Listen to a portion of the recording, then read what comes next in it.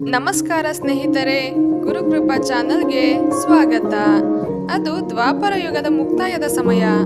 ಪಾಂಡವರಿಗೂ ಕೌರವರಿಗೂ ಮಹಾಭಾರತದ ಯುದ್ಧ ನಡೆಯುತ್ತಿತ್ತು. ಹೀಗೆ ಒಂದು ದಿನ ಭೀಷ್ಮ ಪಿತಾಮಹರು ಪಾಂಡವರನ್ನು ನೋಡುತ್ತಿರುವಾಗ ಅವರು ದುರ್ಯೋಧನನ ಶೌರ್ಯ ಪರಾಕ್ರಮಗಳನ್ನು ನಿಂದಿಸುತ್ತಿರುವುದನ್ನು ಕಂಡು ನೊಂದುಕೊಳ್ಳುತ್ತಾ, ನಾಳೆ ನಾನೇ ಪಾಂಡವರನ್ನು ಸಂಹರಿಸುತ್ತೇನೆ ಎಂದು ಗರ್ಜಿಸುತ್ತಾರೆ. ಭೀಷ್ಮಾಚಾರ್ಯರ ಶಕ್ತಿ ಮತ್ತು ಸಾಮರ್ಥ್ಯಗಳ ಬಗ್ಗೆ ತಿಳಿದಿದ್ದರಿಂದ ಎಲ್ಲರೂ ಅವರ ಈ ಮಾತಿನಿಂದ ಮುಂದೆ ಆಗುವ ಕೆಡಕಿನ ಬಗ್ಗೆ ಯೋಚನೆ ಮಾಡುತ್ತಿರುತ್ತಾರೆ. ಪಾಂಡವರಿಗೆ ಆತಂಕ ಮತ್ತು ಭಯ ಶುರುವಾಗುತ್ತದೆ. ಈ ಸಮಯದಲ್ಲಿ ಜಗದೊಡೆಯನಾದ ಶ್ರೀಕೃಷ್ಣನು ಪಾಂಡವರ ಪತ್ನಿ ಪಾಂಚಾಲಿಗೆ ನೀನೀಗ ನನ್ನ ಜೊತೆ ಬಾ ಎಂದು ದ್ರೌಪದಿ ಮತ್ತು ಶ್ರೀಕೃಷ್ಣ ನೇರವಾಗಿ ಭೀಷ್ಮ ಪಿತಾಮಹರ ಗುಡಿಸಲಿಗೆ ಬರುತ್ತಾರೆ. ಶ್ರೀಕೃಷ್ಣರು ಹೊರಗೆ ನಿಲ್ಲುತ್ತಾರೆ. ದ್ರೌಪದಿಗೆ ಹೇಳುತ್ತಾರೆ, ಅಜ್ಜನಿಗೆ ನಮಸ್ಕರಿಸು ಎಂದು. ದ್ರೌಪದಿ ಗುಡಿಸಲಿನ ಒಳಗೆ ಹೋಗಿ ಪಿತಾಮಹರಾದ ಭೀಷ್ಮರಿಗೆ ನಮಸ್ಕರಿಸುತ್ತಾಳೆ.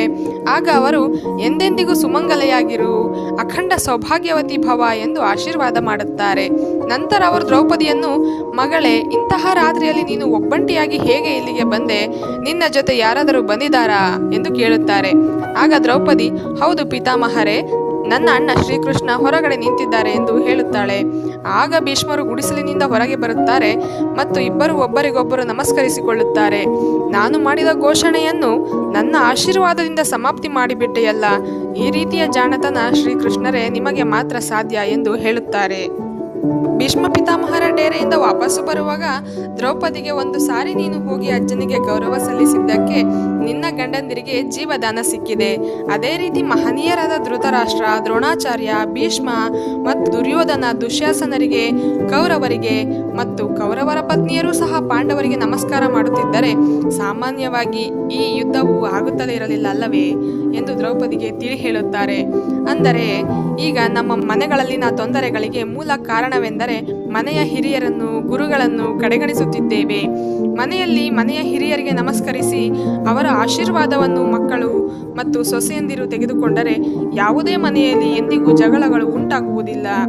ದೊಡ್ಡವರು ಮಾಡಿದ ಆಶೀರ್ವಾದಗಳು ನಮಗೆ ರಕ್ಷಣೆಯನ್ನು ಒದಗಿಸುತ್ತವೆ. ಯಾವುದೇ ಅಸ್ತ್ರಗಳಿಂದಲೂ ಮಂತ್ರ ತಂತ್ರಗಳಿಂದಲೂ ಬೇರೆ ಮಾಡಲು ಸಾಧ್ಯವಿಲ್ಲ. ಪ್ರತಿಯೊಬ್ಬರೂ ಈ ಸಂಸ್ಕೃತಿಯನ್ನು ಅಳವಡಿಸಿಕೊಂಡು ನಿಯಮಬದ್ಧವಾಗಿ ಜೀವನ ಮಾಡಿದರೆ ಎಲ್ಲ ಮನೆಗಳು ಸ್ವರ್ಗವಾಗುತ್ತವೆ. ಏಕೆಂದರೆ ನಮಸ್ಕಾರ ಎನ್ನುವುದು ಶಿಸ್ತು ಮತ್ತು ಪ್ರೀತಿಗಳಿಂದ ಕೂಡಿದೆ.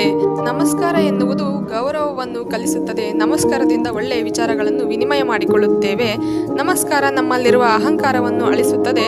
ನಮಸ್ಕಾರವು ಕೋಪವನ್ನು ಅಳಿಸುತ್ತದೆ. ನಮಸ್ಕಾರವು ನಮಗೆ ಬಾಗುವುದನ್ನು ಕಲಿಸುತ್ತದೆ. ನಮಸ್ಕಾರ ಎನ್ನುವುದು ಶಾಂತಿ ಮತ್ತು ಶೀತಲತೆ ಆಗಿದೆ. ನಮಸ್ಕಾರ ಎನ್ನುವುದು ನಮ್ಮ ಸಂಸ್ಕೃತಿಯನ್ನು ಬೆಳೆಸುತ್ತದೆ. ನಾವೆಲ್ಲರೂ ಹಿರಿಯರಿಗೆ ನಮಸ್ಕರಿಸೋಣ. ಇದೇ ರೀತಿ ಸುವಿಚಾರಗಳನ್ನು ತಿಳಿದುಕೊಳ್ಳಲು ನಮ್ಮ ಚಾನಲ್ಗೆ ಸಬ್ಸ್ಕ್ರೈಬ್ ಮಾಡಿ, ಸಪೋರ್ಟ್ ಮಾಡಿ. ನಮಸ್ಕಾರಗಳು, ಧನ್ಯವಾದಗಳು.